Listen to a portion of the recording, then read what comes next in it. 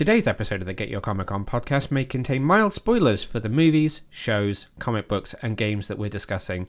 And, if you're lucky, there might be some PG-13 language. So without further ado, let's get on with the show.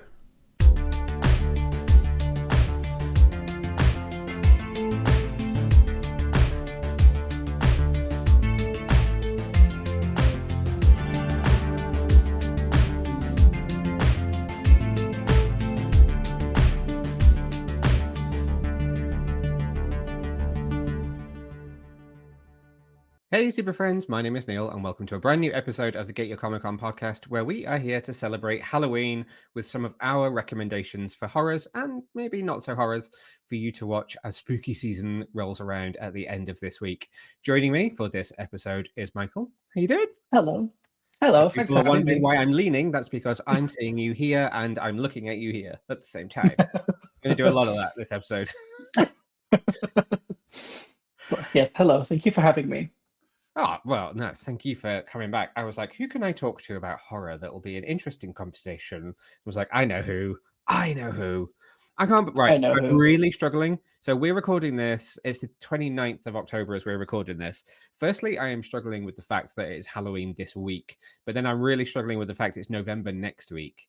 Like, how is that even, that should not be a thing. Like, what? No. I've had people talk to me today about what am I doing for Christmas? What are my plans for Christmas? And I'm like, it's October. Yeah. What are we doing? Well, exactly. yeah. Like the year's gone by really quick. The I don't know why I'm pointing as if you can look out the window. There's a B&M just up the road, which for anybody who doesn't live in the UK and doesn't know what that is, it's like a homeware shop, like discount homeware shop. They have had advent calendars since the end of August. August, that's intense. I know, which is really bad for me because they have both Kinder and Milky Bar, which are like my two biggest vices. And I'm like, I could just literally just shovel them in. chocolate Speaking me. of B&M, that's where this is from. Nice. Oh, okay. I'm gonna have to go check it out. You're appropriate. I'm on work from home on mine. Love it. Yeah. Shout out to my boss in my day job who got me this when COVID struck. Remember that? Yeah. Even. Yeah, so our plan this episode, we are going to talk you through a bunch of our recommendations because every year I'm like, we have to push the boat out and do something major for Halloween and have like a season where we're going to do all of our favorite horrors. And then suddenly it's like Halloween and I'm like, oops, it passed me by again. But you will notice in this wonderful like branding around us, we've got the bloody Geico logo, which I brought back, which was on the website this time last year. And, we got a few spooky decorations above us. So, I'm trying to get into the spirit. It is my favorite time of year. Your t-shirt says it all. Yours is better than mine. I'm Scooby-Dooing right now, for those who can see. I'm Ghostface. And I've also got like a weird melted smiley face. Nice. This thing on. So if you're listening to this podcast, I'm going to suggest that you stop right now and you head over to YouTube and watch us just so you can see our beautiful faces and our spooky get-up. Yeah, and decorative mugs. Yes. Right. I just automatically presume this, but I'm presuming that this is like your favorite time of year as much as it is mine. Yes. Anytime it is cold, anytime there is movies involved, anytime I can have a theme, I'm there. So I love this time of year. I'm just like, screw Christmas. And as much as I do enjoy the sun in summer, I'm like, no. Give me September, give me October, give me Halloween. This is my peak time of year. Yeah, like the minute a pumpkin spice latte is on the horizon, all of a sudden I arise from the dead like this and I'm just ready and I'm in it. Perfect. So do you have traditional Halloween watches in your household? Yeah, and I feel like they're probably the ones you would expect, but there's a few that are just very like me that I just enjoy watching. Yeah. Like all the classics like Hocus Pocus. I mean, it's not October without a Hocus Pocus rewatch, in my opinion. I feel like and two? Or just the first one? Just the first one. I mean, the second one was all right. I'm not gonna hit on it. It was good, but not as classic as the first. No, the first one. I don't know if it's because it's like nostalgia. Probably is nostalgia, but the first one just hits in a way that the second one doesn't. Love it. So yeah, that one for sure. I definitely always rewatch Scream, the first one. Must be done. Usually the fourth one as well, actually. The fourth one and the first one, there's something to them. And then the Addams Family. The Addams Family, Oh, both nice. that the first one and the Values, Addams Yeah. Family Values, I always rewatch them. They're like the best films ever. That's awesome. I haven't seen Hocus Pocus on in this household yet this year, which may mean that Martin's watched it when I've been out at a screening. Good. Even because I do enjoy it. He is the like diehard super fan more than I am. There's been a lot of Simpsons Halloween in our household, so that is always a tradition in our household, is watching the Treehouse of Horrors.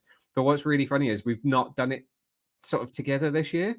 I started really early, like towards the end of September, and I watched them from like season 2, which is when the first one comes in, through to like season 4 million or whatever it is that it's on right now. Like I watched it from the oldest to the newest. Yeah. And it reverse. So he's like, no. Get me on this one. They get worse as they go on. So start with the most recent and then go back to when it's awesome. So when you get, and he's basically done it so that on Halloween he will watch the first one. And I'm like, that is pretty cool. That's a really good way of doing it. There's almost been like 2 a day. There'll be like the one that he watches on the big TV, which I'll be like, oh, Treehouse of Horrors on. And then I've been watching it in bed. So there's been a lot of Simpsons in our household. Not done any Scream yet this year. That might be an on Halloween. I've been rewatching the I Know What You Did Last Summer's, kind of in celebration of the new one being out on home video.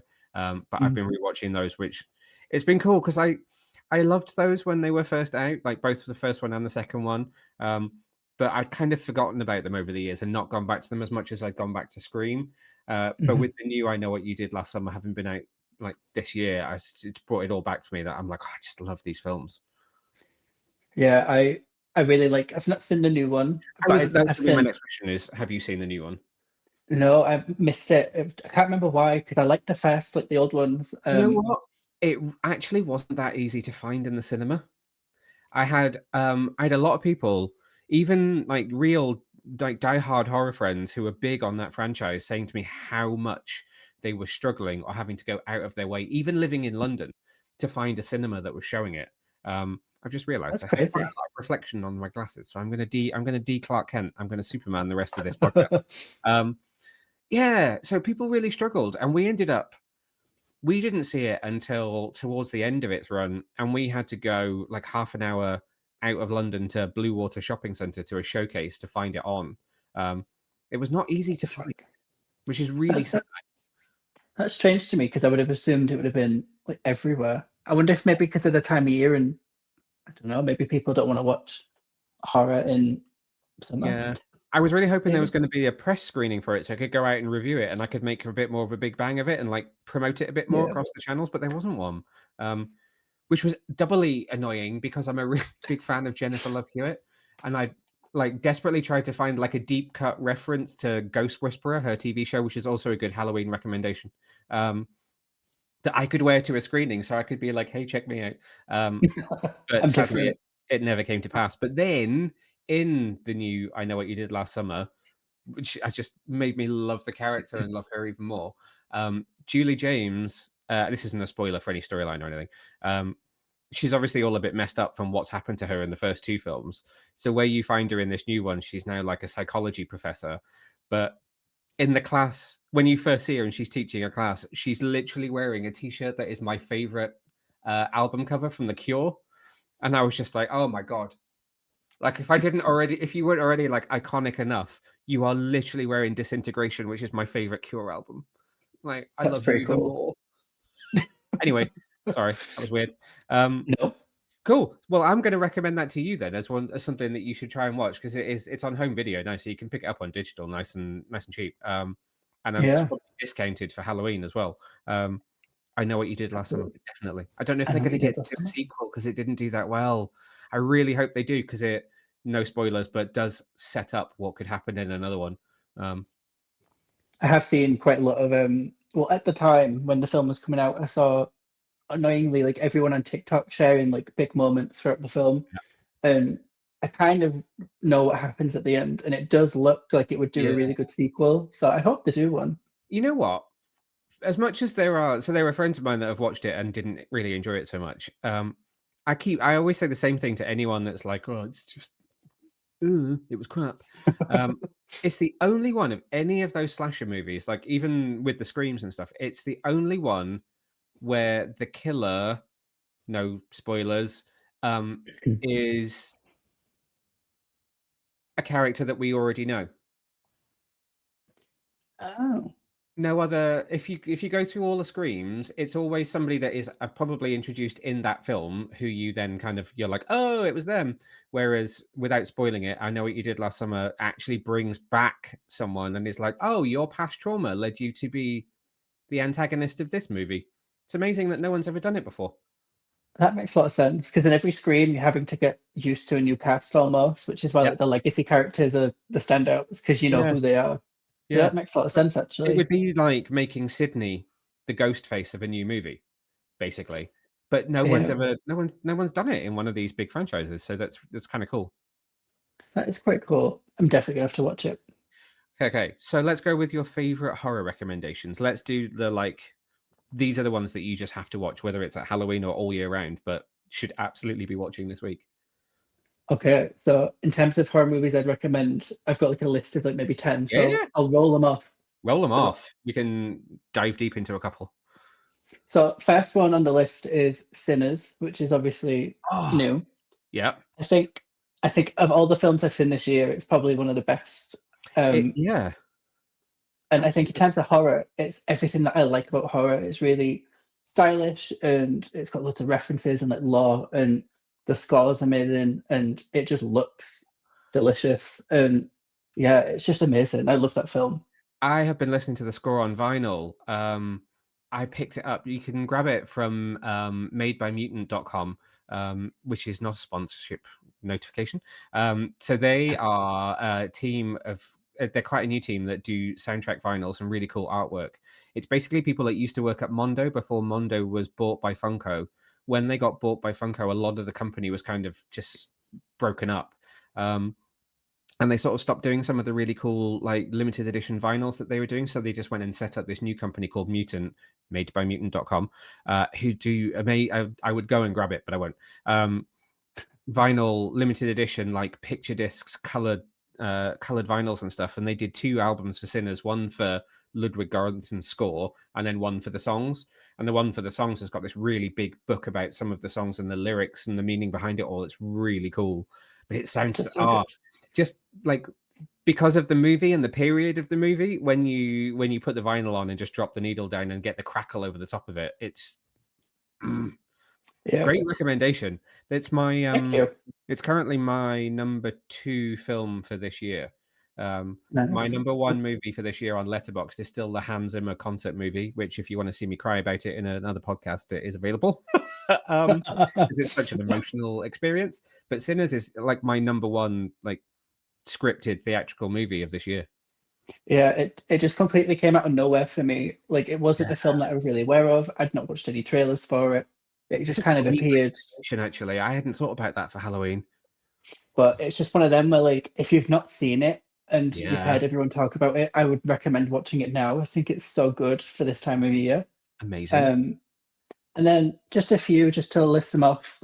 You'll notice maybe a theme here, but I think It Follows is easily one of the best horror films that's out there. It's really different. Probably one of the best horror films of, like... I haven't seen it. Have you not? Okay, no, well, I own it. I bought it for like $1.99 on digital, going, I've never seen this, I need to buy it. And that was probably last Halloween, and I haven't watched it yet. Well, you need to go watch it. Honestly, it's probably one of the best horror films, in my opinion, because it's... I don't want to give it away, because there's too much, like, if I say anything, it'll ruin it. But to me, it's just really clever and really different. Awesome. So I would recommend that. Ready or Not and Scream. I think both of them films kind of come from the same... Oh, and Happy Death Day. There's obviously a theme there, like camp, slasher, female-led. But all three of them... whatsoever. All 3 of them I recommend to anyone that will hear it. I think Ready or Not is coming soon, right? Yeah, cannot wait.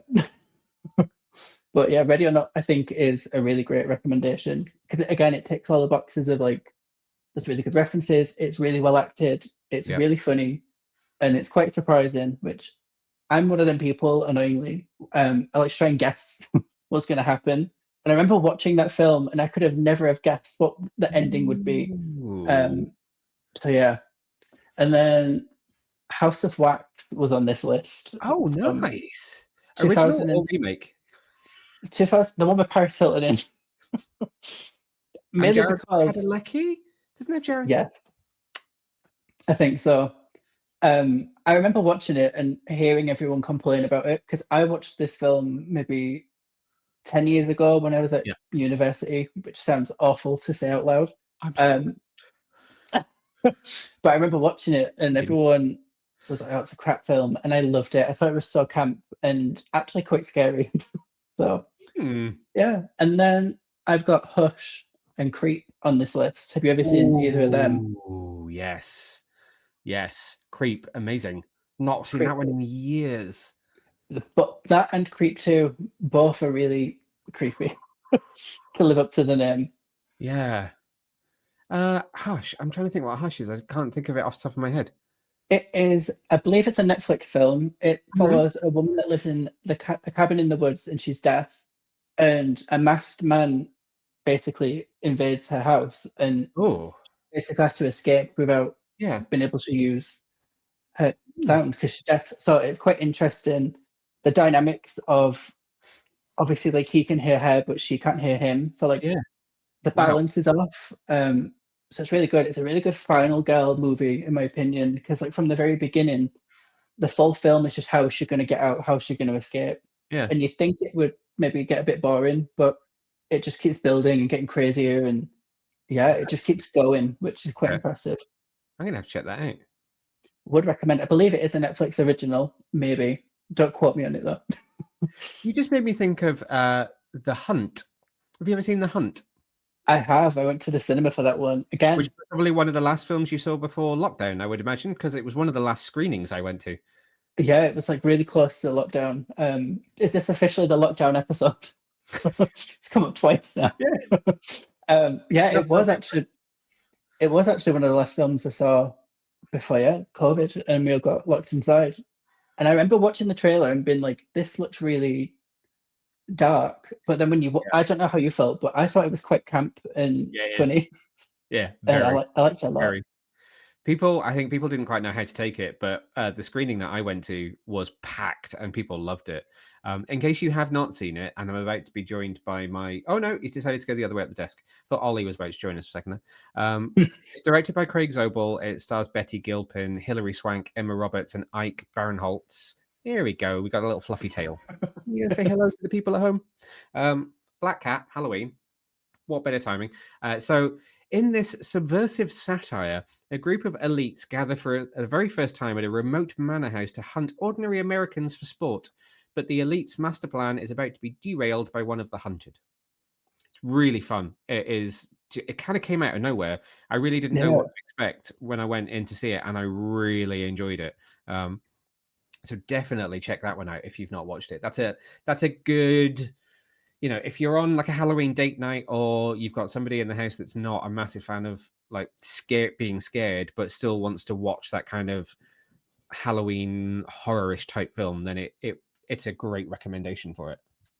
Yeah, it almost walks the line of like that thriller horror. I'd say like it definitely does walk more towards horror, but yeah, really good. And the ending, that like final showdown, is honestly worth watching the full film. So good, and again, really, really camp.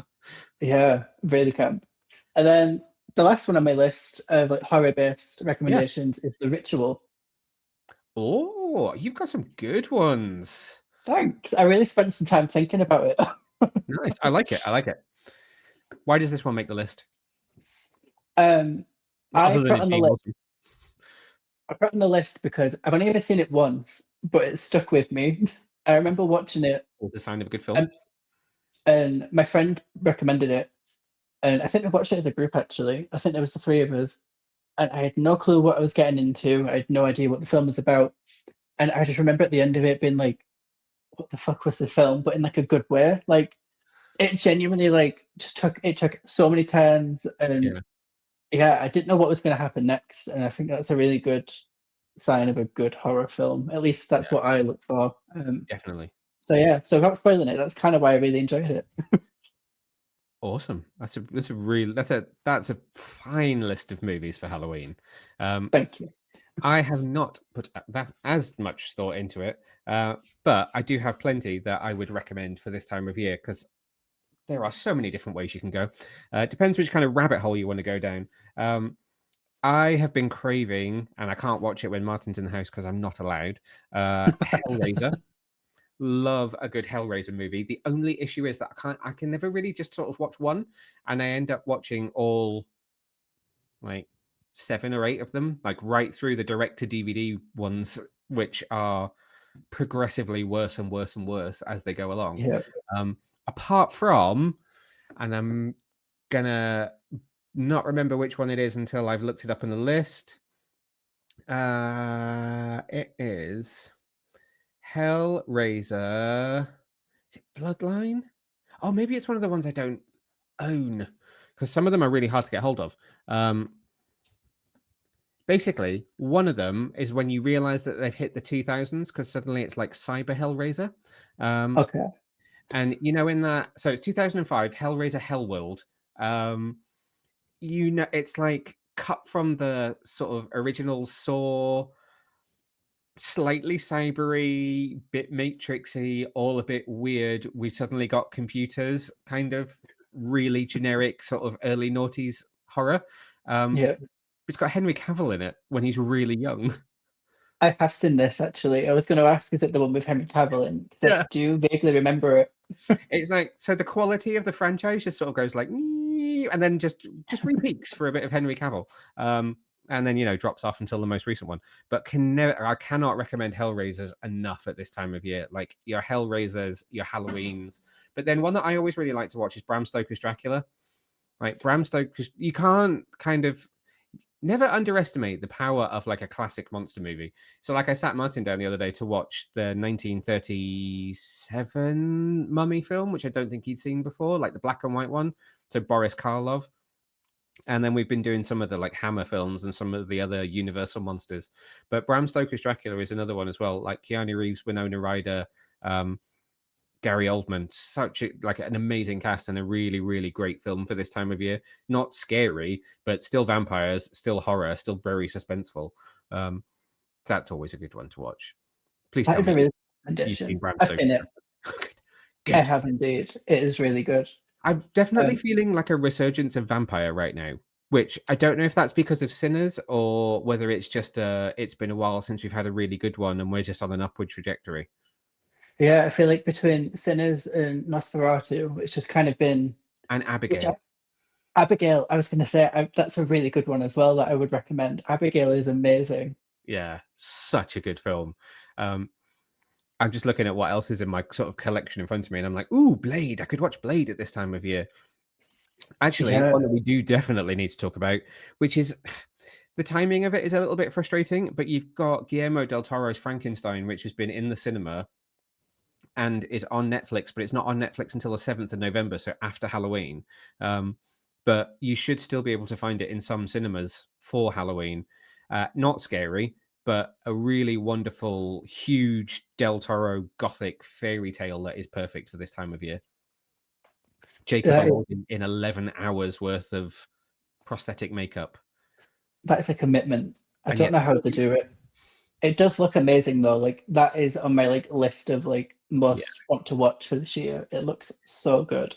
As usual for Del Toro as well, it's all like practical set design. So they're these huge, like massively expansive sets. They're like, it's just crazy how big the construction is on some of it. Yeah. And if you're in London, there's an exhibit at the moment that you can go and check out as well, which is on until the 9th of November. Anniversary. So it's on until the 9th of November at Old Selfridges Hotel at the back of Oxford Street, just behind Selfridges, the store. It's a completely free exhibit of all the props and costumes and some of the miniatures. And it's so cool if you get a chance to go and watch the film to then go and look at it all, because the design work is just stunning and it's meticulous. But that's a really good like new one that a lot of people won't have seen that you can go out and find for Halloween this year. Yeah. Do you know, speaking of films that I kind of have an inkling to watch again, are Mm, you familiar with like the Nightmare on Elm Street yes. world? Remastered in 4K and dropping like right about now in a new box set. I keep seeing on TikTok, um, the internet's kind of obsessed with the Freddy versus Jason, that film. And it's kind of making me want to watch the films again, to be honest. Yeah, I haven't done Nightmare Before Elm Street films in a long time. That's one that used to scare me quite a lot as a kid. My brother had a poster of Freddy Krueger that I used to just sort of like just look at it like, okay. But Love it. that would be a good one to go back and rewatch as well. Um, I love this time. I love how horror kind of kicks in sort of September-ish time and runs through to the end of October into the beginning of November. So, like having had a new Conjuring film this year, which I really enjoyed, that's been really cool. I want to go back and watch that again as I've not seen it since the cinema. So that was what Conjuring Last Rites was, which Mhm. I'm sad to say goodbye to Patrick Wilson and Vera Farmiga, but it was cool to see them just one last time on the big screen. Hammer just re-released The Curse of Frankenstein, which was their not their first color movie. That was the Sherwood Forest one that's coming out soon, but it was their first big horror. It's a big turning point for Hammer. Mm. It's got Christopher Lee in it and Peter Cushing. It was the first time the two of them appeared in a film together for Hammer, and they go on to be two massive stars of that entire Brit horror genre. But it's just been remastered in 4K. That was originally released in 57, I think it was. Looks so beautiful in 4K. You can go out and pick that up on digital and on 4K DVD as well. It's a good one if people are looking for a kind of real classic, especially if you're wanting to support Brit horror, like classic British horror at its best. Maybe I've not even heard of that. I'm gonna have to write it down and check it out. Curse of Frankenstein. Yeah. Hammer horror is I just love Hammer. I grew up on watching a few of their films in kind of rerun. There was the kind of film that you get around this time of year on Channel 4, because they really started in the black and white era, but they didn't really go into horror until a little bit later on. So a lot of their stuff is in color, but that was where a lot of really famous British actors of that generation kind of came up. So like Peter Cushing, who goes on to, be on the Death Star in A New Hope, Christopher Lee, who is just iconic as Dracula. Yeah. It's where all of those films come from, and it's great that you can see that there was a period of time where we were making better horror movies than America were. So they're all worth watching, and they're slowly going through their entire archive and remastering them in 4K and re-releasing them for whole new audiences to find. Love that. Yeah, you're right. I don't feel like British horror, it's not really a thing as much anymore. I feel like you are right. There used Yeah. to be like a really big, like it used to be quite big, or at least it felt that way, and you don't really see it anymore. We get the you get the odd one that breaks through every now and then. I'm just trying to think of. Well, so Creep that you mentioned. In fact, that was what was that? That was 2004. Yeah. That was one that kind of broke through, and you just have these odd ones every now and then that do break through, but we don't have like Hammer was. I don't want to say churning them out because that sounds terrible, but they were doing like one or two of these movies every single year because that was their thing, and they just kept smashing it every single time. And we don't really have anyone doing that right now, which is kind of sad. But Yeah. see, now I really want to watch Creep. It's so good. It is so good. Do you know what? You actually jogged my memory. One film that I didn't write down on my list, but when you were talking about the classics and going back, the remake of The Invisible Man with Elizabeth Oh, Moss. yeah, and she's been talking again about potentially doing a sequel recently, which is really random. Yeah, I don't know how. I'm Yeah, sure the film that ends was in a a really very, good film as well. yeah. The I just when you were talking about the classics, it just came to me. I was like, oh my god, this film is so good. So Because that was I'll that chuck whole that one sort in of there. period where Universal were trying to figure out what to do with their monsters, and you had that dark universe with the Mummy that never became a universe. Yeah, yeah, Because because like wasn't Angelina Jolie supposed to play? Yeah, they had like a whole plan, Frankenstein. didn't they? Yeah, they did that cast photo where there was you had I'm going to say this is really bad, but I've forgotten her name that played the mummy. You had like Johnny Depp in there, you had Russell Crowe in there. They'd all been cast in these roles for different movies that were going to make up this universe. And then, they did. Was it Dracula Untold was going to be part of it as well? Maybe. And they came up with their branding and everything, and they had their like Marvel type logo that was going to go before it all, and then it just crumbled like instantly because that Mummy film didn't do very well. But yeah, then The Invisible Man happened, which was a really great film. Yeah, that one stuck with me for a while. It's such a good one. Tell you what, I've not again- watched Megan 2. I was just thinking about Blumhouse because they were involved with The Invisible Man, and I got Megan in front of me on my list. I still haven't seen Megan 2. I just don't know. I've heard so many bad things. I've seen it, and I think it depends on. Well, for one, it steps away from the horror genre, and it goes more into like T2, like Terminator energy. Yeah, which isn't bad. But if you was a fan of Megan for it being a horror, then you're not probably going to love it. But I liked it because it was really like camp and stupid. And I mean that with love. Like I say that in like an endearing way. Like it was genuinely quite funny. So yeah, I don't know if it's a Halloween recommendation other than maybe the first one is. This is going to be my last one. So before we move on to our sort of non-horror recommendations, The Ring, either the Japanese. Oh, okay. So The Ring, either the Japanese or the American, and The Grudge, either the Japanese or the American, because in both cases, both versions are incredible. Yeah, I would completely agree. I remember as a kid, my friend had The Ring as like it was a video or a DVD. And I remember it used to like looking at it used to creep me out because we'd watched the film and it really scared me. And I was like, I don't want to look at it in case I didn't like it.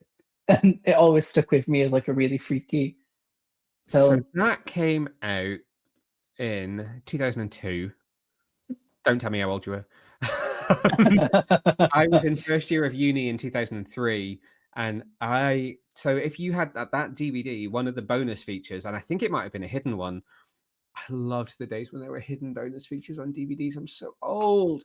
Was the video. So that you would watch, that you would die in 7 days. And I can't tell you how many times I would just like lure people to like step into my room in halls. And I just press play on that video on my TV so that they would just freak out. I am a horrible, horrible human being that scared a lot of people and traumatized a lot of people with that That's video. a good prank, though. Yeah, that would scare the actual life out of me. That is one of the films I've probably seen the most in my life, which may explain a lot about who I am as a person. That film also massively influenced a lot of the work that I did when I was doing my film degree. Like the era. I was talking about this with one of my uni friends the other day because I've been rewatching the Underworld franchise, which is another one that you have to do at this time of year. The era of the blue filter is just like that's peak cinema to me. The era of the blue filter is just beautiful. I love it. It's just the best. It is really good. I like all of the marketing was green. Do you remember that? Where like every poster was just green. Yeah. But then, you've got The Grudge as well, which is also just another amazing one. I've never read. I think that one's also based on a book. I've read a lot of the books in the Ring series, and they're actually, if you want to dive deeper into it, they're really interesting books. So I highly recommend them because each one spins it in a different direction, like from supernatural to something a bit more sort of sci-fi in places to then even becoming a bit medical, which is really interesting. The author spins it in some interesting directions, but The Grudge is just a great one as well. And I used to do a really good impression of the noise, but I haven't done it in years, so I'm not going to try because I will just like fall flat on my face. But again, I have scared many a friend by just like in a dark room, just doing that like crackling noise of what the kid makes in The Grudge. That's terrifying. That was such a Japanese horror was such a massive movement as well when that happened. When that hit, like when The Ring hit and all that entire period of time was so good for horror. Yeah, I need to get into it. It's been a while. I remember again watching it as a kid, way too young for one, just for the benefit of the tape, way too young. But yeah, I need to rewatch them. It's been a while. I was going to talk a bit about the new Predator film as well, because I kind of, if you've seen my tweet reaction to it, I do say it's kind of stepped away from horror a little bit, but it's still, as I'm talking about this and as this podcast is going to drop, it's still going to be under embargo, so I'm going to have to save it for another day. But if you are kind of a fan of that franchise and its sort of suspense thriller sort of nature, then there's a brand new one of those that you're going to be able to check out, but not until 7th of November, and I can't talk about it just yet. Let's do some slightly more non-horror recommendations that's better for those people that do not like the scares at this time of year. What have you put on your list for this one? So obviously Hocus Pocus, Brilliant and one. the Addams Family. Yep. But Coraline. Oh yeah, beautiful. I feel like Coraline, I mean, it's a classic in my eyes. It's so good and it's so creepy. And then also, I was talking about this at work the other day. Have you ever seen the film Monster House? That's a CGI animated one, right? Like 3D animated. Yeah. It's similar to Coraline, like visually. That's really good too. It's not one I've watched in a while, but it is. I remember it being really good. I could be wrong. I could be watching it for a little while. I did see Paranorman at the cinema at the weekend, which was obviously another Leica one. It's weird because it's not like it's a big anniversary year because it came out in 2012, I think it was, or 2013. But Paranorman is back in cinemas, I think in the US as well as the UK at the moment with a new 4K remaster. But what I had forgotten is that if you do go see it in the cinema, it's also got a short as a new animated sequel short that plays before it, which was really cool because it's a film that I've always wished that they would do a sequel to. And Mondo have just released a really sexy version of the soundtrack, which I'm waiting to deliver from the US. But that's a good shout. Coraline's a wonderful one for this time of year. All of those kind of stop motion animation ones like Nightmare Before Christmas. I know that can be controversial on what time of year you want to watch it. That's a great shout. Very good. Jennifer's Body. I'm gonna be honest, never seen it. Have you not? That's really surprising. I know. Yeah. Don't know how I've never seen it, but I haven't. But I know it's a lot of people. That's a cult classic. That's cult classic. Yeah. I was one of them weirdos that liked it when it first came out and nobody really rated it. So I've been with it for a while. You were ahead of the curve there because now everyone does. So yeah, I mean, sapphic vampire horror. What more could you possibly want? Yeah. And that's another one that they're talking about sequels for now as well, are they not? I'm sure I've seen Megan Fox talk about potentially doing a sequel. Yeah, and it ends in a way that does set up a sequel, but in a really... It's going to be strange how they do it, so I'm curious how they're going to get around. Okay. I'm going to put that on the watch list. I will finally take that one off. Yeah, watch that and It Follows. Yeah. But yeah, and then there's a few other classics like Beetlejuice. I mean... Go wrong. Tickets available now for the West End version, which is kicking off in May next year, I think it is. They're finally bringing the musical over from Broadway to the UK. People have been asking for it for years. Love for that. Might have to buy tickets. But yeah, Beetlejuice. And then the last one on my list was Halloween Town. Oh, have I seen that? It's like a whole series of like Halloween Town films. If I remember correctly, it is like a Disney Channel movie and it has Debbie Reynolds in it, if I'm not mistaken. The poster art, yes, it is Debbie Reynolds. The poster art is very familiar, but I'm quite sure I've not seen it. Halloween Town 2, Calabar's Revenge. Yeah, I mean, this one is a pure nostalgia play because I remember watching it on the Disney Channel as a kid, and I've probably not seen it in like 10 years, but I just remember it being really sweet, and I'm going to rewatch it this Halloween. The poster artwork. First came out on October the 17th, 1998. Damn. So yeah, so those are my non-horror recommendations. So mine would all be related to the t-shirt that I'm wearing right now. I've been watching so much Scooby-Doo. It's always been a bit of a tradition of mine to watch the 13 Ghosts of Scooby-Doo, which is not the most obvious one from his back catalogue. But I love it because it's got the voice of Vincent Price in it, known to many as Egghead from Batman 66. Or, I mean, his voice is just synonymous with Halloween. But it does have Scrappy-Doo in it, which is a little bit unfortunate. But it's a funny one about actual real ghosts being set out, and Scooby and Daphne have to I just added an extra syllable into her name there. Definitely have to go out and recapture the ghosts and kind of put them back into Pandora's box. But I was feeling extra nostalgic this year, so I picked up the original Scooby-Doo Where Are You cartoon. Right, so that's the one that goes right the way back to the beginning from the 60s. The first two seasons are kind of 67, 68, and then it jumped a little bit. For some reason, the third season didn't come along until the mid 70s. But I'm nearly at the end of the third season, so I've nearly watched all of it. And those are episodes that I genuinely haven't seen since I was a kid, and that's been really fun to go back. It's funny how much I remember, which is also really scary. But I think a lot of my non-horror kind of recommendations are things like the Scooby-Doos and stuff like that, because it's just fun and takes me back to being a kid. Yeah, as you said that, I immediately thought of the Scooby-Doo. I think it's the film with the Hex girls in it. I mean, not to be Yep, people super love that one. cliche, but modeled my entire personality after someone. So There's also know.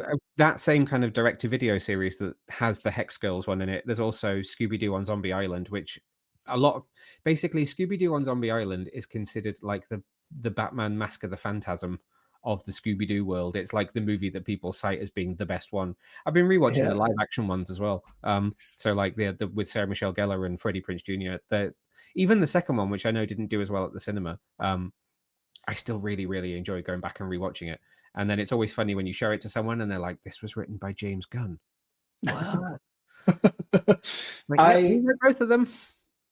I love them films. The first one specifically, that opening scene where Daphne is on the shoulder of the ghost and she comes flying through the glass, is something that I just think of.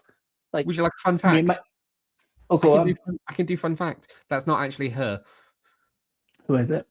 It's not Sarah Michelle Gellar. Sarah Michelle Gellar does the bit where her head pops out from all the like dolls once they've when they fall and they crash into all of those dolls, and then she's like lying there when they pull the head off the ghost. But she was still filming season 3 of Buffy. This is fair play to her and her work ethic even back then.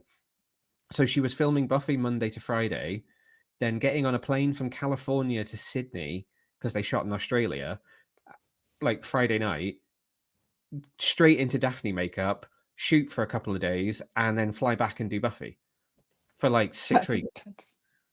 So some of those bits where you don't see Daphne's face, or it's like the back of Daphne, are not Sarah Michelle Gellar in that film.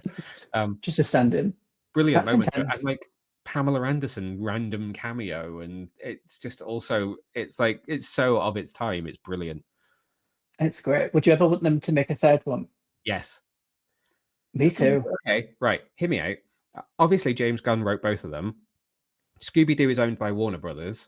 Scooby-Doo comic books are published by DC.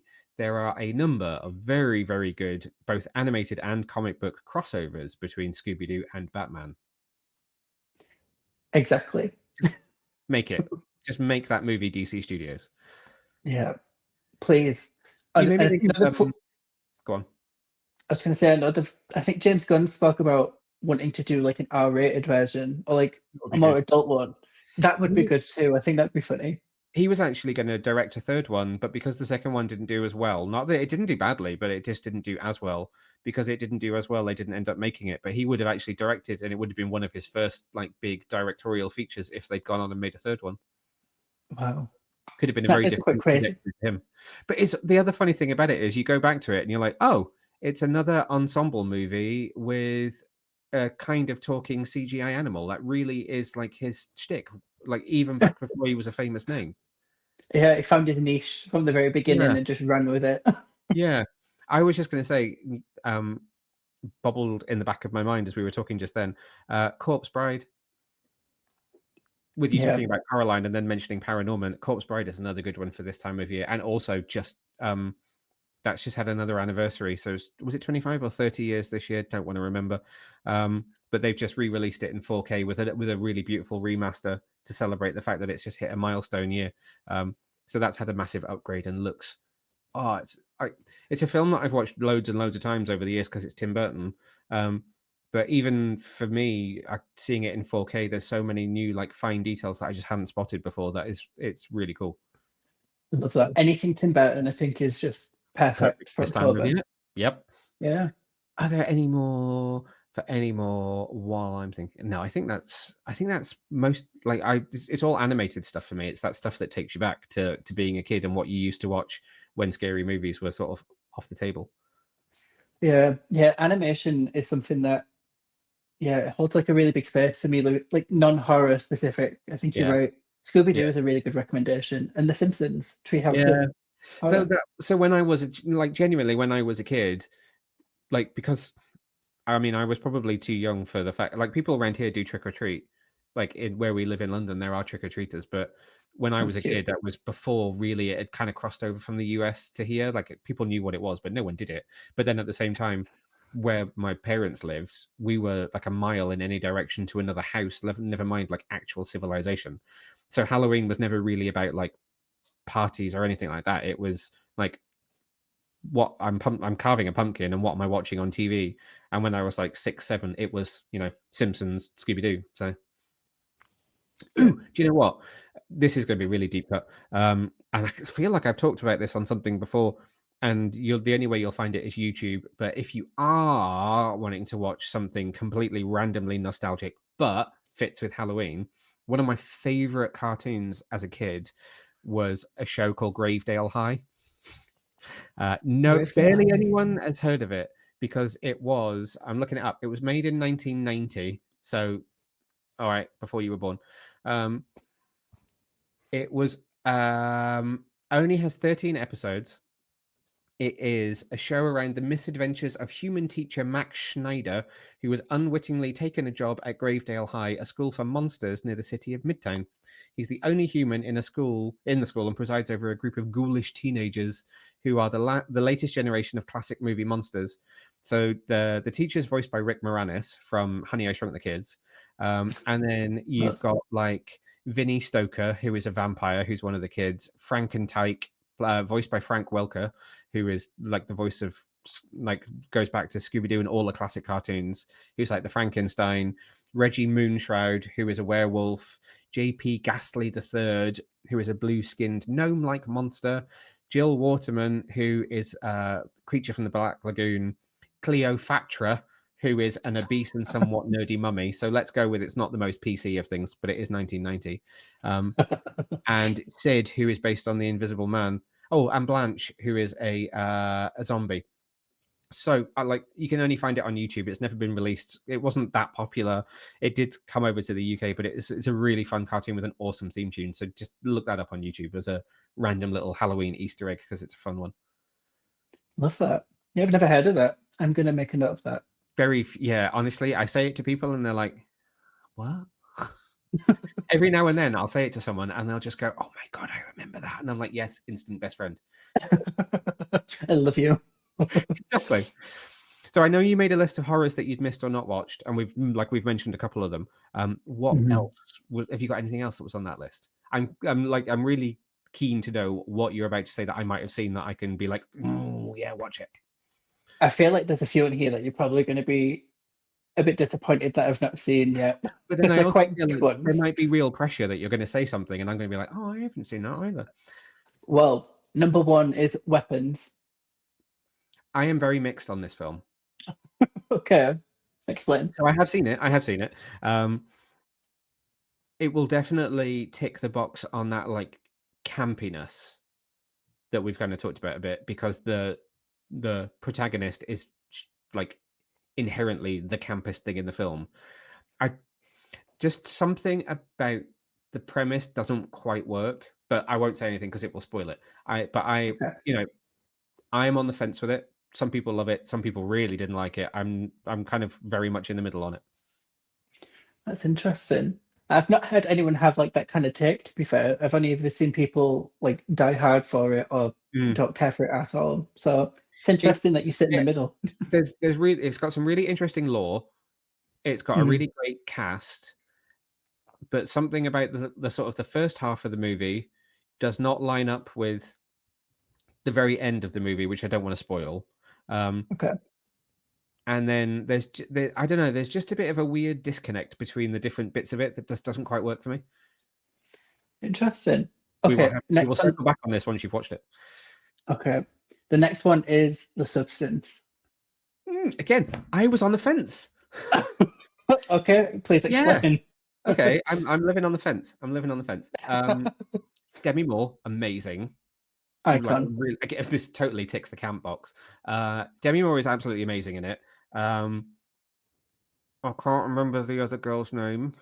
Margaret Qualley. Is also really good in it. Separately, they are both really, really good in the roles.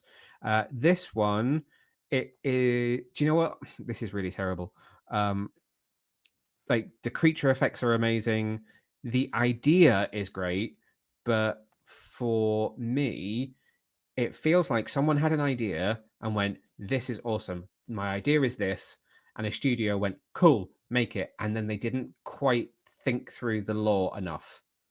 So again, we'll circle back on it once you've watched it, but there are some elements of the whole idea of what she's doing to herself that I'm like, that's pointless. Okay. You would look at that and you would go, "Oh, I'm not gaining anything out of this. Why am I bothering?" But conversation for another day. That is interesting. Sorry, I'm I not. know I'm living on just, the fence. I'm just crapping on this list. Keep going. This one, I mean, I don't know if it's good or bad. It's relatively new, but it's that film called Good Boy that follows the dog. Oh, Have you heard of okay. So I this? have not seen this, but I have heard nothing but good things.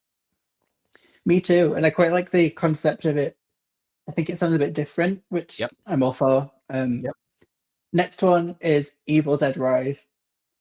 Ooh, really good film. It looks it. I just don't know Yeah. why. I saw You'll one never look at a spoiler, cheese which grater the same way after you've watched it. I was going to say that is the only spoiler I've seen for the entire film, and it makes me feel so sick every time I see it. You know what? Okay, right. So they did an amazing screening for it. I got to go to a press screening for it, and it was at this really like vibey cinema in Battersea Power Station up in one of the towers. And they did like it was sometimes with horror they really push the boat out for events, so it was like an immersive screening. So everyone That's was cool. in this like drinks reception for it beforehand, not knowing that certain people that were in the room were actors. So at one point, someone that was sitting at the bar just started coughing up blood and glass, and then they turned into a deadite in front of us, and we just thought it was someone like sitting at the bar in this drinks reception.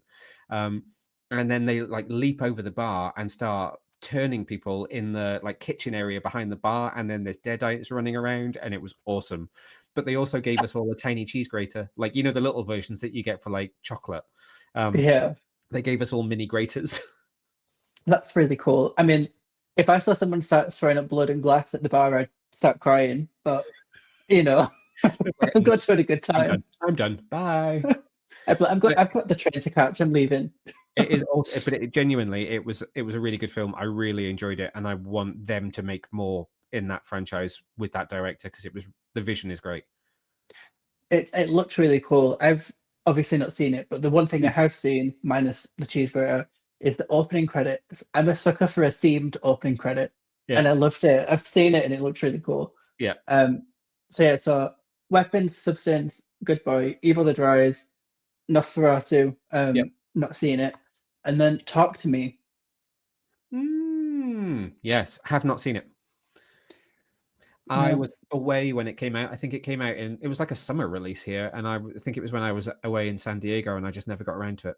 But great filmmakers. I've seen it on a lot of people's like letterbox, like top films of the year. So I think it's one to check out for sure. Yeah, definitely. That's a really good list. Thank you. And then one for the list that I haven't seen, but I should be seeing on Friday is Emma Stone's new movie. I can't pronounce it. Begonia. Yes. Yorgos Lanthimos. I haven't seen it either. I was on the fence with his last one. I love the style of his movies. So I'm interested to see it. I don't know if I'll catch it at the cinema or if I'll catch it when it's on home video, but I will eventually. But very interested by that one and what the twist is going to be.